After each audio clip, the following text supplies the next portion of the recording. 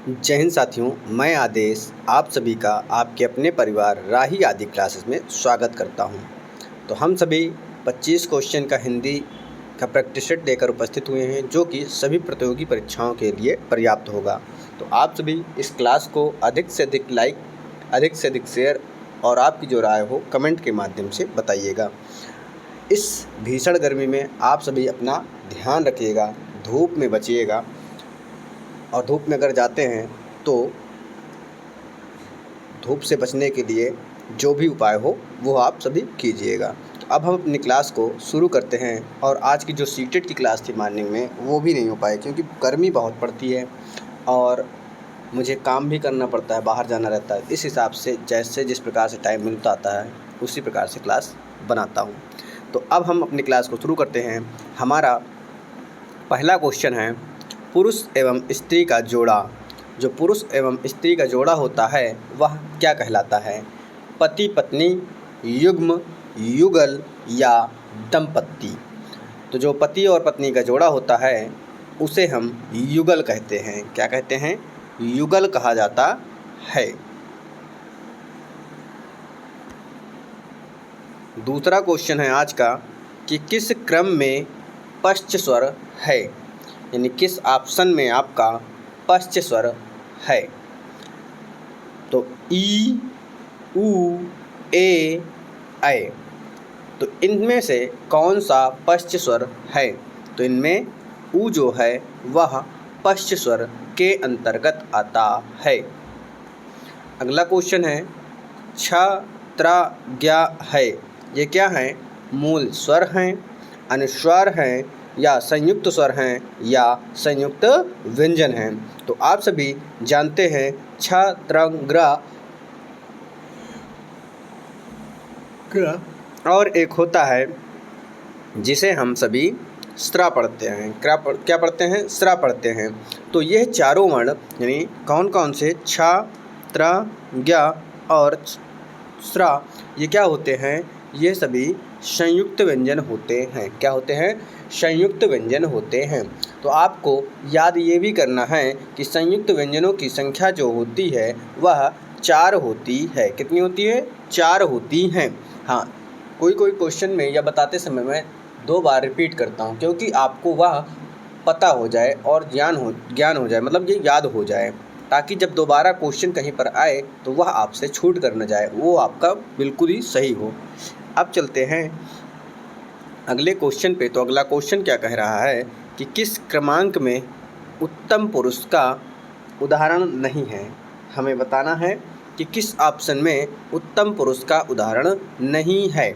मैं, उन्हें, हमको, मुझे। तो यहाँ पर क्या हो जाएगा? सही उत्तर मैं, हमको, मुझे, ये तीनों उत्तम पुरुष के अंतर्गत आएंगे।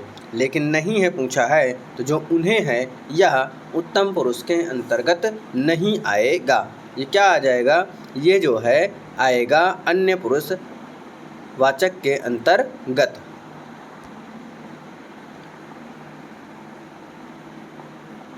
अगला क्वेश्चन है, मैं अपना काम स्वयं करता हूँ। तो स्वयं करता हूँ रेखांकित शब्द में कौन सा सर्वनाम है? आपको सर्वनाम बताना है कि इनमें स्वयं जो है वह रेखांकित किया गया है, यह कौन सा सर्वनाम है? संबंधवाचक सर्वनाम, पुरुषवाचक सर्वनाम, निजवाचक सर्वनाम या निश्चयवाचक सर्वनाम। जैसे कोई भी व्यक्ति हो, कोई भी कुछ भी हो, वह स्वयं खुद अपने आप के लिए बोला जाए तो वह का क्या होता है कि वह निजवाचक होता है। क्या होता है? निजवाचक के अंतर्गत आता है।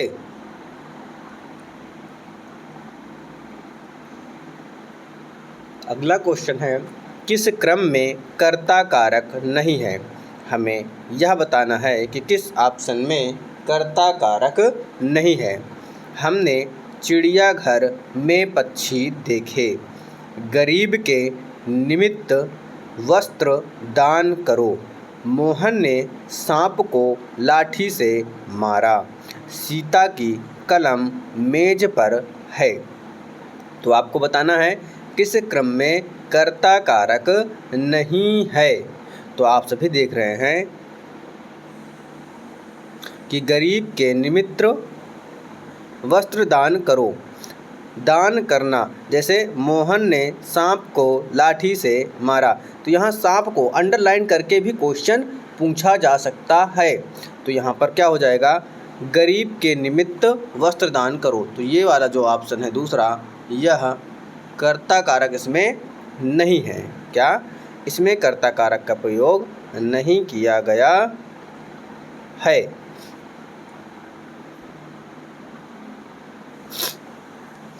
फिर आता है अगला क्वेश्चन कि किस क्रम में प्रेरणार्थक क्रिया है। हमें बताना है कि किस क्रम में प्रेरणार्थक क्रिया है। सचिन क्रिकेट खेल रहा है, बिजली चमक रही है, सुरेश ने सूरज को बुलवाया, संजय व्यायाम करता है।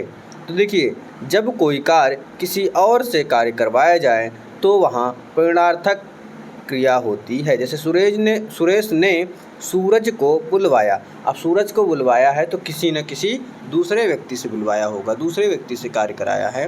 तो जो है तीसरा ऑप्शन प्रेरणार्थक क्रिया का उदाहरण हो जाएगा।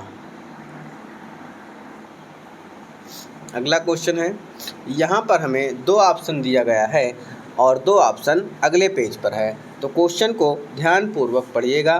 क्या पूछ रहा है कि किस क्रम में समास का सही विग्रह नहीं हुआ है। यहाँ पर समास तो दिया गया है, शब्द दिया गया है, आपसे समास ना पूछ के समास विग्रह के बारे में पूछ रहा है कि कौन सा समास विग्रह है जो सही नहीं है। मुरलीधर यानी मुरली धारण करने वाला, यानी मुरली को धारण करने वाला। दोपहर, दो पहरों का समूह या दो पहरों का समाहार। अब उसी के कुछ उदाहरण, दो उदाहरण इधर दिया गया है दूसरे पेज पे। पतिव्रता, पति का व्रत लेने वाली स्त्री। फिर है कनकलता, कनक के समान लता। तो यहाँ पर आपको क्या सही नहीं है, कौन सा समास विग्रह। पतिव्रता यानी पति का व्रत लेने वाली। तो यहाँ पर हमारा जो राइट उत्तर हो जाएगा, समास विग्रह जो सही नहीं है वह ऑप्शन तीसरा वाला जो है, यह समास विग्रह सही नहीं है। अब आते हैं आगे, अगले क्वेश्चन पे देखते हैं। तो अगला क्वेश्चन है कि कौन सा क्रम उचित प्रतीत होता है। परम धनतु परंतु, वांग धनमय वांगमय होगा, गा होगा लेकिन गलत है। सट धनमुख सटमुख, सद धनवेग सदवेग। तो यहाँ पर कौन सा उचित प्रतीत होता है, यानी कौन सा सही है, यह हमसे पूछा जा रहा है। परम धनतु जो है परंतु, यह सही है यानी उचित है। अगला क्वेश्चन है, किस क्रम में गुण संधि नहीं है।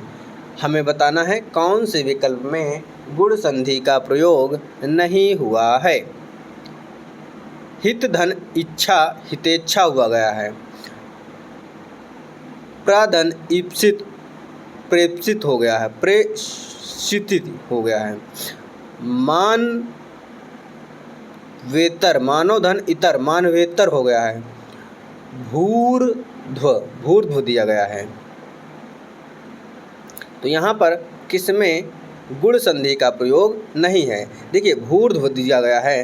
देखिए कोई भी हमने बताया था ट्रिक, क्या दूसरा या तीसरा वर्ण क्या हो, अधूरा हो, और उसके तुरंत बाद जब अंतस्थ व्यंजन हो यानी या वा रा ला हो तो वहाँ पर यण संधि होती थी। तो यहाँ पर देखिए चौथा ऑप्शन क्या है कि धा अधूरा है, उसके बाद वा आया है यानी अंतस्थ व्यंजन आया हुआ है। तो यहाँ पर क्या हो जाएगा, इस वाले यानी भूर्ध्व में इसमें क्या सी संधि है, इस शब्द में यण संधि का प्रयोग हुआ है। कौन सी, यण संधि है। बाकी तीनों में क्या है, गुण संधि है। अगला क्वेश्चन है क्या कि किस भाषा के लिए सन 1995 में साहित्यकार M.T. वासुदेव नायर को ज्ञानपीठ पुरस्कार से सम्मानित किया गया था? कन्नड़, तमिल, उर्दू या मलयालम? तो यहाँ पर आपका राइट आंसर क्या होगा? मलयालम हो जाएगा। क्या हो जाएगा?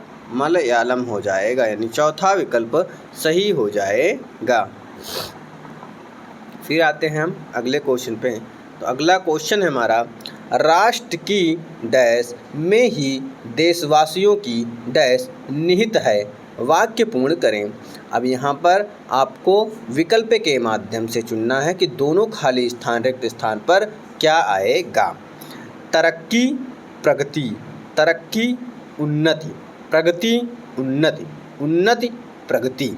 तो यहाँ पर सही उत्तर क्या होगा कि राष्ट्र की प्रगति में ही देशवासियों की उन्नति निहित है, यानी तीसरा वाला हमारा सही हो जाएगा। क्या? तीसरा ऑप्शन सही हो जाएगा।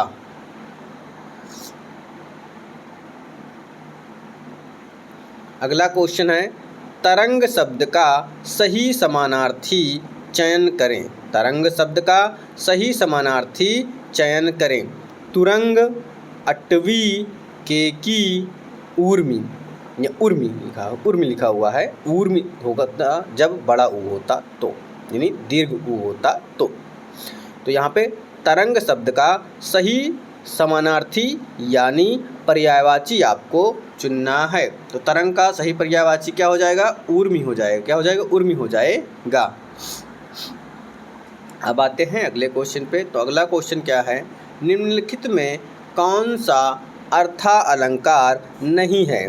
देखिए, एक होता है शब्दालंकार, एक होता है अर्थालंकार और तीसरा क्या होता है? उभयालंकार। लेकिन हमें शब्दालंकार और अर्थालंकार को ही पढ़ना होता है। क्या? शब्दालंकार और अर्थालंकार को ही पढ़ना होता है। तो यहाँ पर पूछा गया है कि कौन सा अर्थालंकार नहीं है? कौन सा अर्थालंकार नहीं है? विभावना अलंकार, भ्रांतिमान, श्लेष या विरोधाभास। तो यहाँ पर श्लेष अलंकार अर्थालंकार ना होके शब्दालंकार होता है। क्या? शब्दालंकार होता है। क्या होता है? क्यों होता है? क्योंकि श्लेष में क्या होता है, एक शब्द होता है और उससे कई सारे चिपके हुए अर्थ होते हैं, तो यानी एक शब्द से अर्थ निकाला जाता है। तो यहाँ पर शब्दालंकार हो जाएगा श्लेष अलंकार में।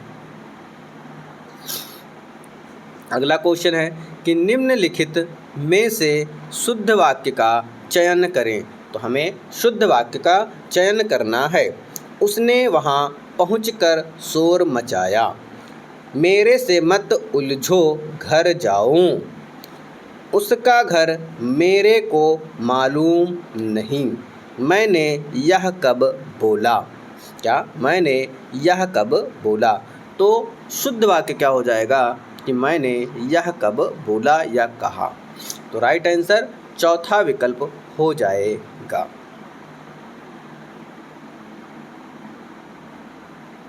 अगला क्वेश्चन है कि आनाकानी करना मुहावरे का सही अर्थ है। आनाकानी करना मुहावरे का सही अर्थ क्या है? मना करना, टाल मटोल करना, बुराई करना या इधर उधर करना। तो सही विकल्प आपका क्या होगा?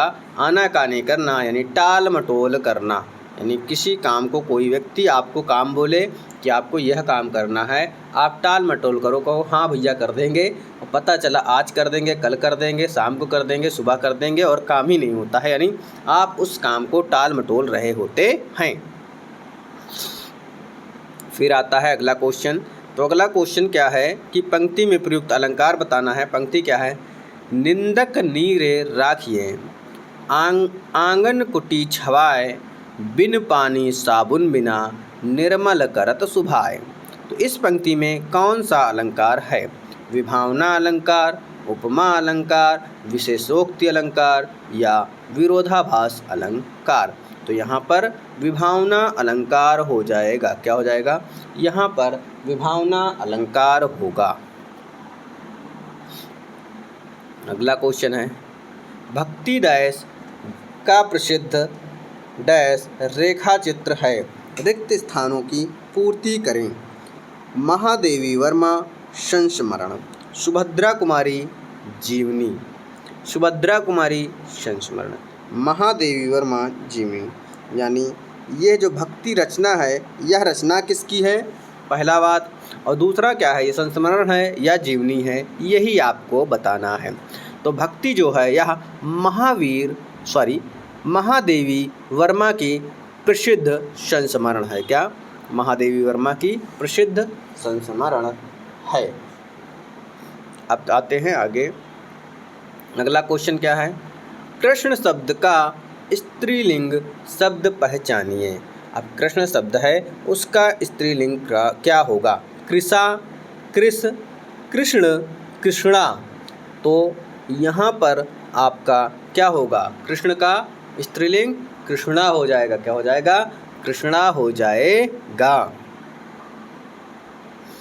अब अगला क्वेश्चन है, अगला क्वेश्चन क्या कहता है, माटी की मूर्तें, जिसकी माटी की मूर्तें किस लेखक की रचना है।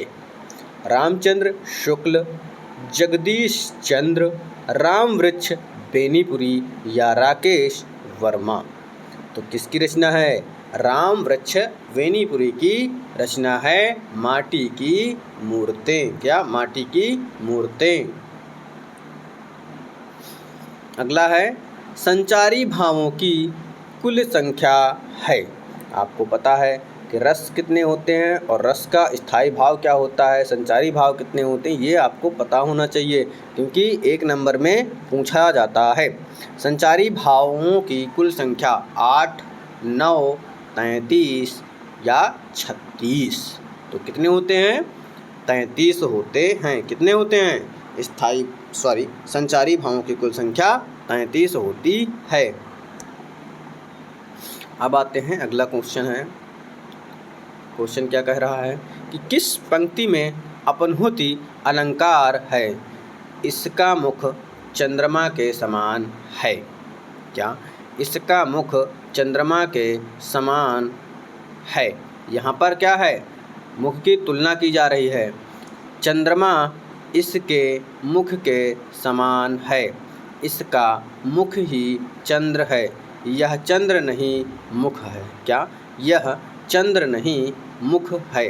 तो यहाँ पर अपनहुति अलंकार हो जाएगा। क्या, यह चंद्र नहीं मुख है में, चौथा विकल्प हमारा सही हो जाएगा। अब आते हैं आगे, आगे आने पर अगला क्वेश्चन है कि 24-24 मात्राओं की 2 पंक्तियों वाले छंद को क्या कहा जाता है। देखिए, छंद होता है, छंद में बहुत सारे छंद होते हैं, दोहा, रोला, कुंडलिया, सोरठा और भी होते हैं। तो यहाँ पर मात्राएं दी जाती हैं, किसी में 11-11 होती है, किसी में 11-13, इस प्रकार से, किसी में 16, किसी में 24-24 है।